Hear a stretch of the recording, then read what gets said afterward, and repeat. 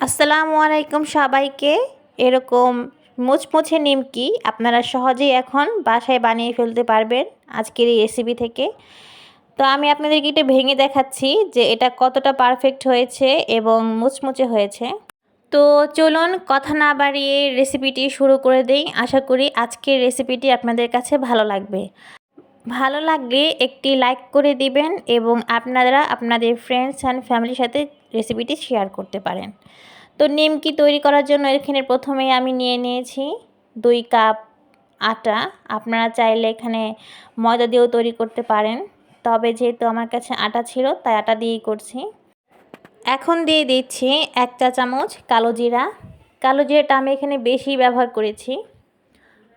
তো এরপর দিয়ে দিলাম চিনি 1 টেবিল চামচ। আর এখানে দেখতেই পাচ্ছেন যে আমি কতটুকু লবণ ব্যবহার করেছি। তো এখন হচ্ছে আমি এই সবগুলো শুকনো উপকরণ ভালো করে মিশিয়ে নিব। খেয়াল রাখবেন যেন সবগুলো শুকনো উপকরণ ভালো করে মিশানো হয়। তো এরপর হচ্ছে আমি এখানে দিব তেল খামিরটা তৈরি করার জন্য। তো এখানে হচ্ছে আমি 2 টেবিল চামচ তেল ব্যবহার করছি।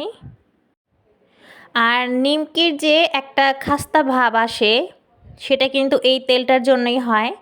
এই তেলটাকে হচ্ছে আপনারা যদি একদম পারফেক্টলি ভাবে সম্পূর্ণ আটার সাথে মিক্স করে ফেলতে পারেন তাহলে কিন্তু এই নিমকিগুলো একদম মচমচে হয়, অর্থাৎ এই খাস্তা ভাবটা হয়। তো এখন কিন্তু আমার সবগুলো উপকরণ ভালো করে মিশানো হয়ে গিয়েছে। এই পর্যায়ে আমি দিব পানি। পানিটা কিন্তু আমি রুম টেম্পারেচারে নিয়েছি। সবগুলো পানি একসাথে দিয়ে মাখাতে যাবেন না, তাহলে কিন্তু ডোটা পারফেক্টলি ভালো হবে না। তো এখানে আমি অল্প অল্প করে পানি নিচ্ছি আর মেশাচ্ছি। আপনারা হয়তো দেখে বুঝতেই পারছেন যে আমি কিন্তু সবগুলো পানি এখানে নিয়ে নিই।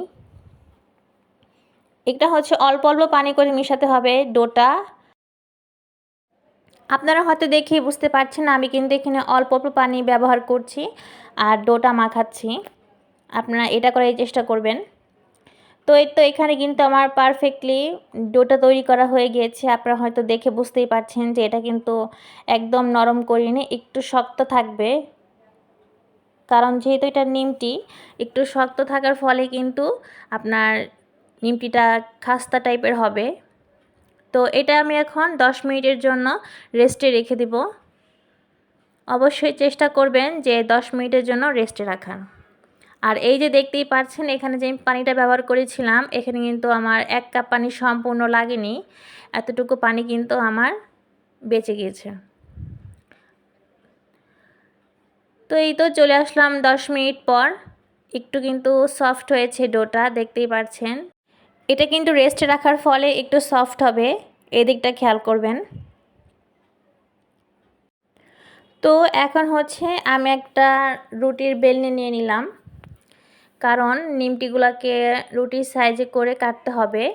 আর এখানে আমি কিছুটা আটা নিয়ে নিয়েছি। তো এখন যে এই ডোটা আছে এটাকে হচ্ছে আমি ভালো করে কিছুক্ষণ ম্যাশ করব। ম্যাশ করার পর কিন্তু এটা আমি ছোট ছোট লেচি আকারে কেটে নিব।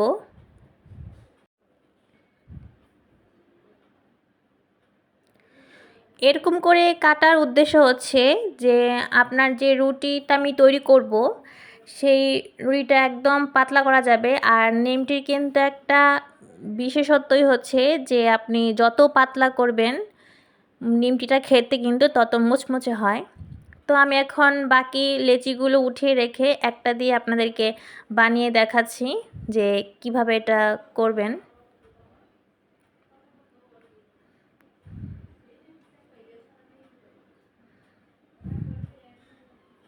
তো এখানে কিন্তু আমি দেখতেই পাচ্ছেন যে রুটির মতো করে নিয়েছি। এটা কিন্তু খুবই সিম্পল, এটা আহামরি কোনো কষ্টকর না। রুটির মতো করে আমি এখন এটা বেলে নিব। তো এক পর্যায়ে হচ্ছে আপনাদেরকে দেখিয়ে দিচ্ছি যে এটা আমি কতটা পাতলা করেছি। দেখতেই পাচ্ছেন, হয়তো ভিডিওতে দেখে বুঝতে পারছেন যে আমি এটা কতটা পাতলা করে নিয়েছি। তো এখন হচ্ছে এই রুটিটাকে আমি নিমকির আকারে শেপ দিব। আপনারা চাইলে এটা দিয়ে বড় বড় শেপও করতে পারেন নিমকির, কি ছোট ছোটও করতে পারেন। তো আমার কাছে মিডিয়াম সাইজটাই ভালো লাগে নিমটির, বা নিমটির যেই শেপটা হয় সেই শেপটাই ভালো লাগে। তো আমি সেটাই এখানে করে নিচ্ছি। দেখতেই পাচ্ছেন যে এই সাইজের করে নিয়েছি আমি নিমটিগুলো। তো এমন করে আমি সবগুলো লেচি দিয়ে আমার ঠিক এতগুলো নিমটি হয়েছে, অনেকগুলোই হয়েছে নিমটি এখানে। তো চলুন এখন হচ্ছে ভাজতে চলে যাই। তো আমি আগে হচ্ছে এখানে একটা হাঁড়িতে তেল গরম করতে দিয়ে গেছিলাম, আর এখানে হচ্ছে একটা আমি নিমটি ছেড়ে দেখলাম যে তেলটা কতটুকু গরম হয়েছে। যখন সম্পূর্ণ গরম হবে তখনই কিন্তু নিমটিগুলো ছেড়ে দিবেন। ঠান্ডা তেলে কিন্তু নিমটি ছাড়তে যাবেন না, তাহলে কিন্তু নিমটিগুলো ভালো হবে না। যখন তেলটা একদম পুরোপুরি হিট হয়ে যাবে তখন কিন্তু নিমটিগুলো ছেড়ে দিবেন। তো আমি এই পর্যায়ে হচ্ছে কিছুটা নিমটি এখানে দিয়ে দিচ্ছি। তো এই পর্যায়ে কিন্তু নিমটিগুলো দেওয়ার পর কিন্তু একটু পর পর এরকম নেড়ে দিতে হবে, যেন একটার সাথে একটা গায়ে লেগে না যায়, যেন সবগুলোই পারফেক্টলি ভাজা হয়। তো যখন দেখবেন যে এরকম ব্রাউন কালার এসে পড়েছে তখনই বুঝতে হবে যে নিমটিগুলো কিন্তু পারফেক্টলি ভাজা হয়ে গেছে। আর দেখুন তেলটাও কিন্তু আগের মতো ওরকম বলক পাচ্ছে না, বা অর্থাৎ যে বুদবুদ যে হয় সেটা হচ্ছে না, কারণ নিমটিটা কিন্তু পারফেক্টলি ভাজা হয়ে গেছে।